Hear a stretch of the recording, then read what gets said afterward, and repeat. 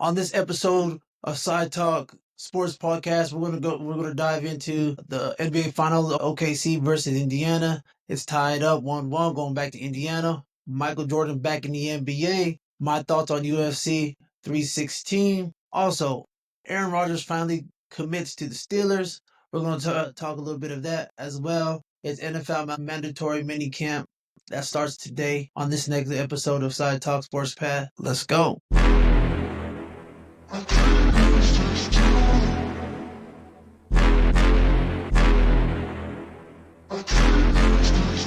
Hello, world. You're now tuned in to Side Talk Sports Podcast with your boy Eli Z. Griffin. I'm your host, like always blessed. We are powered by RSTP Network here on SideTalk Podcast. Want to go over the NBA Finals. MJ, Michael Jordan, the GOAT, is contributing somehow, some way to the NBA next year. We're going to go over UFC 16. Aaron Rodgers signs with the Steelers finally, and Minicamp's about to jump off here in a second. But first, I want to dive in to the NBA Finals. Oklahoma City bounced back after a loss in Game 1. They super dominated Indiana 107. SGA led the team with 34 points, 15 rebounds, and 8 assists, making him the 12th 30-point game of the playoffs. His dominating performance, it's a record previously held by your boy AI, Allen Iverson. And before I jump into this video of his post-game presser, Game 3 is on Wednesday, June 11th, and the Pacers they have the real opportunity to really get that home court. If they win this Game 3, there's a percentage of Game 3 winners that win the NBA Finals, which, like I said before in previous episodes, that this is the unforeseen. I never seen Indiana coming out the East, but hey, they played. Yes, that's why they played the game. You feel me? So they're here. So with that, they just need to capitalize on stealing Game 1 from OKC. Now they got their fans behind them, and we're just gonna see how crazy it can get. But here is the video of SGA after the game the other day. Again tonight, what was different? Yeah, we just used the opportunity to get better. We've done a really good job of that all year, and last game was no different. Tonight is the same thing. We did some things good tonight, we did some things bad, and we got to be able to get better and get ready for Game 3. Yeah, so he just said get ready for Game 3. They know they're in the dogfight. I think with Halliburton doing this thing, he just needs to be more. Game 2, he was, I don't know what it is. I don't know. It's not confidence. He was less aggressive. But overall, Indiana's playing. If they get in that pick and roll like they did in Game 1, I believe they can win Game 3. Overall, it's up in the air for me. OKC, he's a great team, and they've been the best team all year. They thrive off of turnovers. I think they lead not just the playoffs, but the whole NBA throughout the year with points off of turnovers. So Indiana can cut down some of those turnovers and really, force it to slow the game down a little bit more in Indiana with the crowd behind them. I believe they can win. But SGA, great bounce back game last game, strong. Game 2, all eyes are going to see how the Pacers respond now. SGA is not going to stop. He's going to keep it coming. Again, he's going to get at least 10 foul shots a game. So if you can limit him off the free throw line, then I believe you possibly can win this game going in to Game 3. So just limit. Indiana got to limit their turnovers, play more aggressive with the pick and roll. Halliburton got to be more aggressive and make shots, and don't let SGA or just any SGA specifically get fouled and get free throws, because to me that's just free points. That's the reason why I think he has 12 straight 30-point games. So I think if they could do that and play a little bit better defense, I believe Indiana can take Game 3. But the series, like I stated before, I feel like Oklahoma City is going to take this in 6. Indiana has been surprising me this whole year, so it's up in the air for me. So I guess we'll just see. Game tomorrow, on ABC, all that good stuff. So we just got to see what happens, and we'll just check that out, and we'll go from there. So I want Indiana to win just because Indiana is the unlikely NBA final participant in OKC,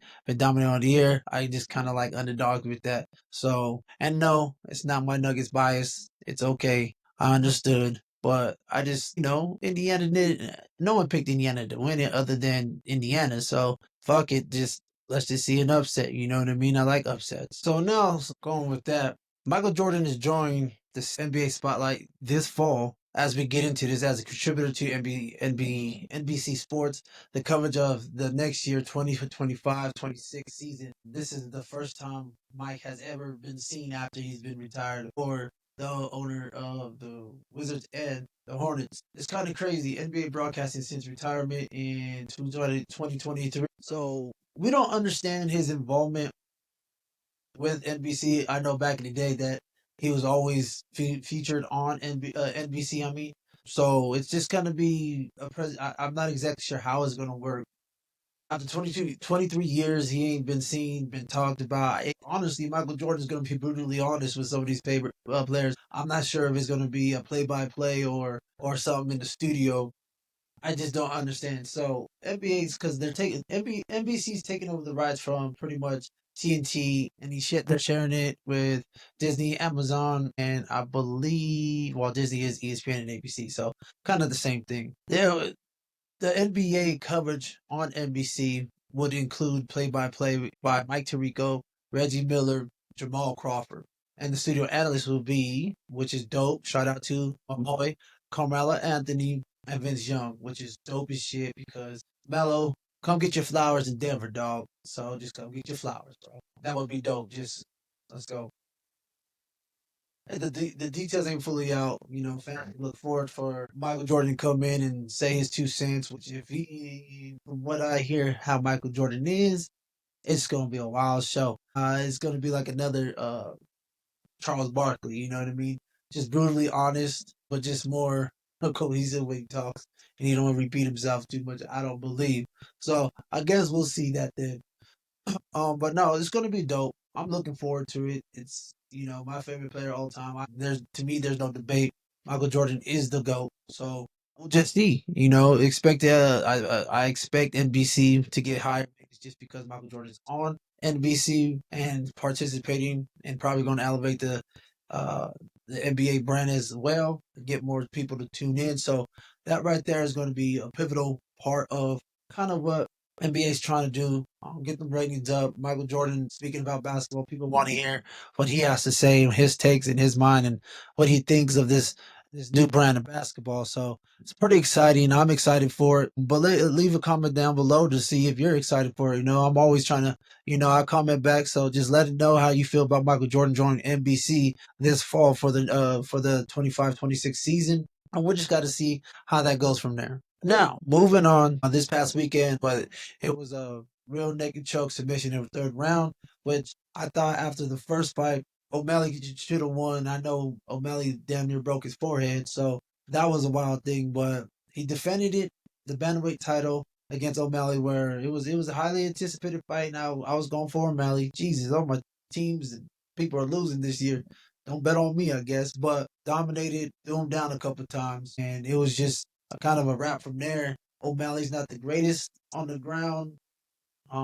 So it kind of, if O'Malley kept it up higher, I know the other guy, he was pretty good. He's pretty good on the floor, so, and grappling and stuff. O'Malley kept it, I don't know. All I know is the submission happened. I was sad, and then we just moving on from there. You feel what I'm saying? So that's just what happened. So I'm replaying this a couple times just to show you how he dominated O'Malley, which O'Malley's pretty good at standing up. So with that, O'Malley lost. I think he only lost. This is his third loss, I believe. But by submission, and he's gonna be all right. He's gonna get up. He's gonna lick his wounds, and he'll be back. So O'Malley's one of my favorite fighters, and I like him. But it's just one of those things where he just wasn't the best fighter on that day. So that's just kind of how that went, and this is how it goes, man.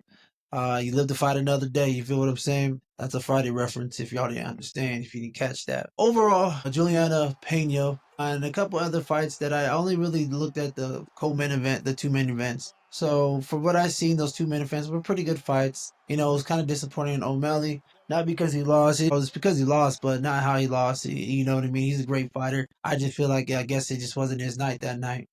So it is what it is. So now I want to move on. Kind of I don't know why it feels like. So again, we're gonna get into after that. So after the Aaron Rodgers 13 mil, another in more news, Nick Chubb signed with the Houston Texans for 1 year, $5 million incentive base.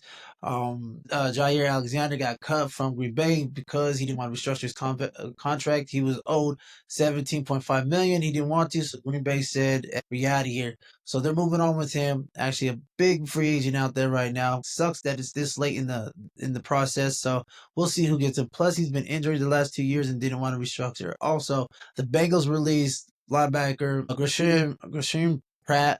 Good linebacker. Broncos probably looking for him. So all mini camps are happening. Everyone's eyes are with the Cleveland Browns in the quarterback battle. Like I said before, I think they need to put those two young boys and make them compete for the number one job. But we just got to wait here and see. I think they're going to vet him first, and then I guess they fall in line. I like Joe Flacco, but I still think Shador is going to somehow start or somehow get some playing time this year. I say about week 3, week 4, even though they got a hard schedule coming up. Also, I want to say J.J. Watt didn't make it to Steelers mini camp, so that's another problem that Steelers have to deal with. Who else? Bengals. Oh, I forgot his name. Defensive end from the Bengals. I always forget his name. Hankerson? No. Either way, he didn't make it. He didn't show up, so he's not participating. So they both get fined.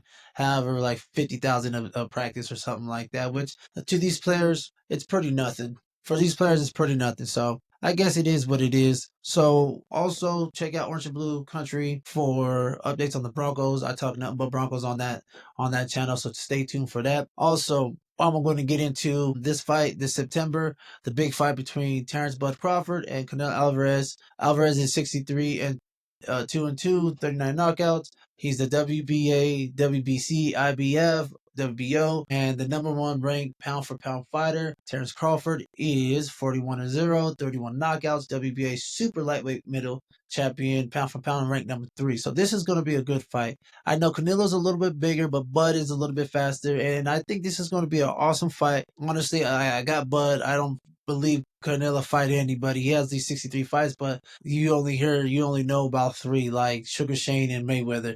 You haven't really heard him beat real guys. Like when he lost, he got lost to nobody, and he probably didn't even train that hard because he was a nobody. So excited for that fight. The preview is Crawford's technical, and when I say technical, he put Spence to work. Technical counter puncher. Alvarez has more power, so they say, but we'll see how it is when Crawford moves up in weight, and we'll see how that gets down and how they get down with that. But it's going to be this September. Crawford has technical skills, and Alvarez is just power, experience, and we'll just see. Some people say Canelo decline. I don't really know because he's not a boxing great fighter. He's a boxing average fighters. That's just in my eyes. You get what I'm saying? So that fight's going to be crazy. Bud Crawford's always trying to fight the best, but I feel like a lot of people always wanted to duck Crawford. And right now, you can't duck this because this is going to be a big payday for all of them. So this is probably going to be the big payday, the biggest payday for Crawford. Just the simple fact is, who else is Canelo going to fight? He can't run anymore. He's going to have all these fights, but with some average ass fighters. So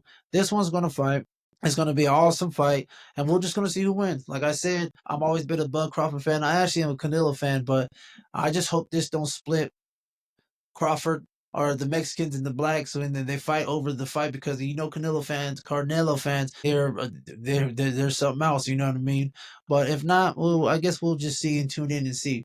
But I got that. I got Bud. It's probably gonna go to distance, but I got Bud just regardless because I feel like he's faster, quicker, more technical, more of a boxer. And then Canelo's just power puncher, and I don't know if he's declining, but we'll see. But I'm super excited. I think it's for the WBA belt. I'm not exactly sure what bout it's for, unless it's for all the. No, I don't think it's all for all of them. But um, we'll just see. Like I said, Canelo's a 4-time division champ. So is Crawford. It's just one of those things where this just has to happen, and you gotta love it. You know what I mean? Finally, boxing made a great decision on people who to fight. So, and plus, the boxing has been having good fights lately. So let's not give him that. This is the summer of pretty good cards. So with that all being said, we'll just see. And again, people always stay blessed, all that. So that's just kind of how I see it. But that's a wrap. Everybody stay blessed. Comment, subscribe to Side Talk Sports podcast with your boy Eli Easy Griffin. Hit the like, notification bell, all that good stuff. For updates all week. Hit the socials. You see at the bottom of the link on whatever side it is on. Hit that up. Holla at me. Let's run it up. Much love. Like I always say, if you want to debate, hit the comments or just DM me and we can put you on and we can debate against each other. Until the next time, stay blessed. Much love. Peace.